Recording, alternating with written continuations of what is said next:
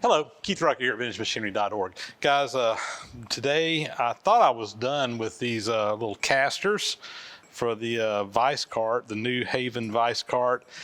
Doing this as a favor for my friend Andrew Alexander over at Blacksmith Tools on Instagram, and also for Alex over at Vise for Vices. Both of them have one of these New Haven carts, and they were needing some front casters for those carts. We showed that in a previous video what that cart looked like, and evidently it's a fairly common thing. This front caster was kind of fragile and they got broken, and we're often missing on these, so we're making some reproductions of them.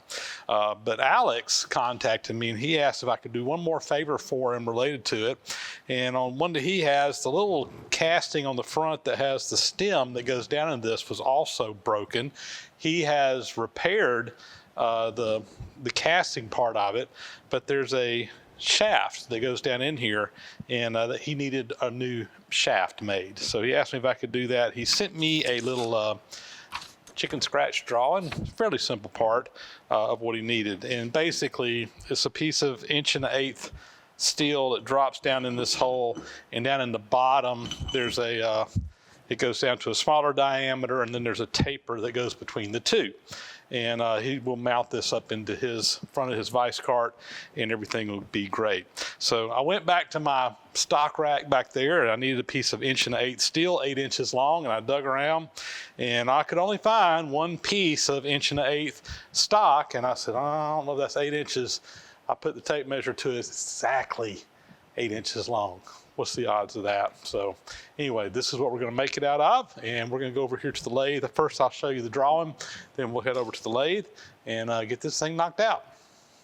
So this is the drawing that Alex sent me. Again, nothing fancy, 1.1/8", goes down to a smaller diameter, taper in between, and I don't think that taper is anything critical.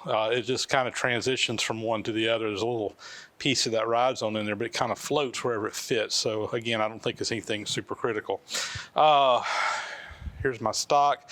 I did calculate the angle that we needed for that taper, just to kind of get me close, and here's what I did. 1.1/8" down to 1/2 inch. We need to flare that over. He said it was over 5/8 of an inch. So I just basically drew this out and then made a right triangle out of it. I subtracted out of half. Again, I'm working off a half of it because it's a double taper, obviously, and I need to figure out the angle, and basically came up with 26.565, so about 26.5 degrees is what we'll set the compound to, and we'll just flare that out. Like I said, this is not a precision taper by any means. It's not fitting up in a socket or something where you got to have perfect contact. So we'll probably just use the compound on the lathe and set that. So and to calculate that angle, I could have done it the old school way with my mathematically. I cheated and just went to the internet, typed in right triangle calculator, put the numbers in there, and let it do the math for me. Like everybody else, I'm getting lazy in my old age. But anyway, 26.5 degrees is what that angle needs to be set to on the lathe. Let's go see if we can knock this thing out. All right, I think we're ready to go here. I got my stock in the lathe. We're going to start by facing this in, measuring up, 1.1/8", and then turning that bottom piece down.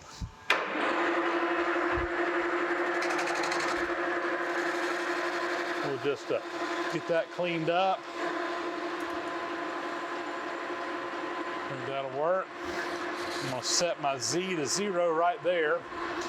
I'm going to dial in 1.1/8", which is 1.125" right there. We'll touch off and start turning it.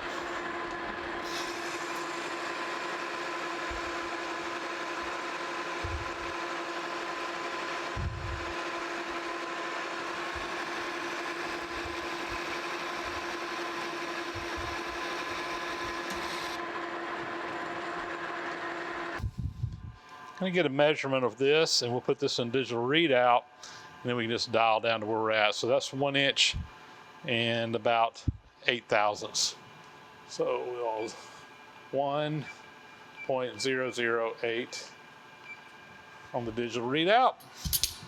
and we'll take her down to where she needs to go.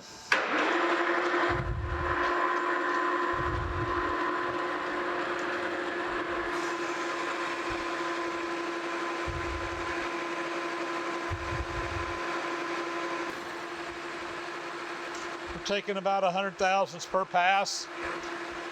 The lathe will probably handle a lot more than that, but that just seems to be my standard I go to, and it always works good. Now we're going to dial into the final measurement here. Right there should do it. Let that go in.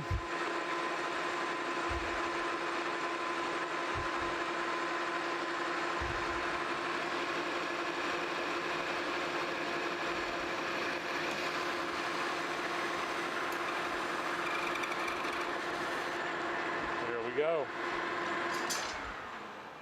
So now we just need to do the taper, flare it up to the other diameter. Let me get set up for that, and we'll finish this thing up. Now to cut this taper, I'm just going to dial in the compound and use that rather than trying to set up the taper attachment. It's a fairly short taper within the range of what the compound here will do. So let's see, we're going to be, I'm going to pull it back around. Oh, cutter's hitting there.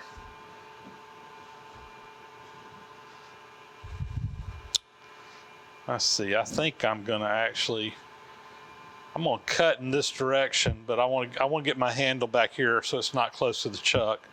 So what I'm going to do is we'll start, that should be basically 0 degrees.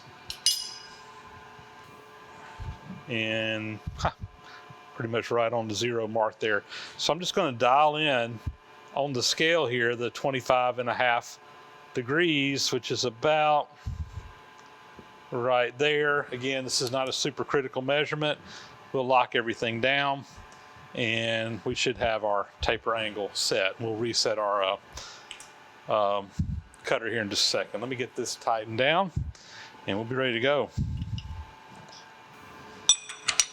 So now I need to get my cutter rotated into position, so we'll just loosen this up. And yeah, we'll probably just go in here about, I think that'll give me into that root pretty good. I'll have clearance on the back and we can just cut out with it there. I think that'll work fine.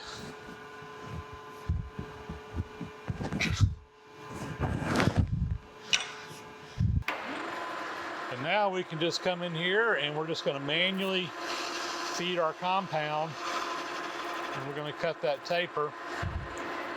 I'm going to feed in on the cross slide, and we're just going to let it flare out to the outside. We'll go all the way down into the root there and just let it flare out.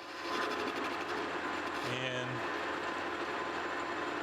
you know, I probably should have put this in a 4-jaw chuck. I've got a little bit of run out in my chuck, but honestly, for this particular part, it's not going to matter, so I didn't go to the trouble. But you can kind of see there where it's flaring out, it's not coming out perfectly concentric all the way around. Again, no big deal in this particular part. You kind of have to pick your battles, guys. You know, you always want to go for perfection, but time is money, and sometimes it just doesn't matter. So pick your battles. And we're just going to continue on here. We're getting kind of down in there.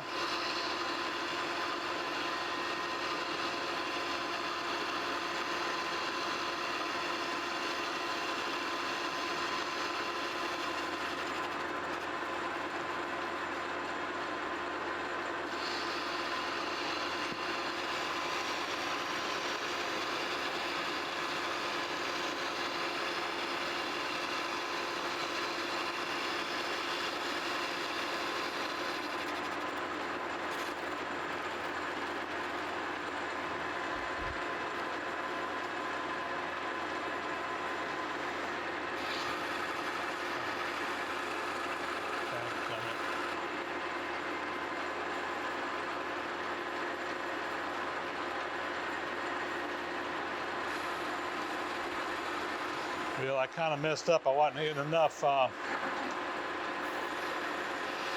didn't have enough length on my stroke. I moved my cutter back and touched that rod back there.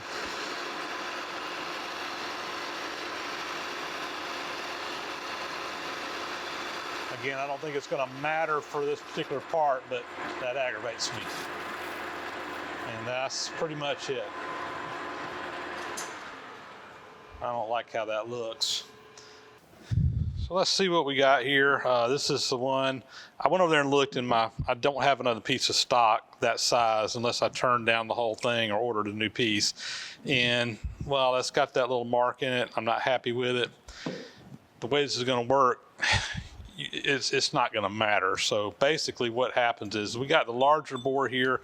You can see there's a smaller hole in the bottom, and this just drops down in there, and you can see the pin coming out of the bottom, and this is what this rotates on.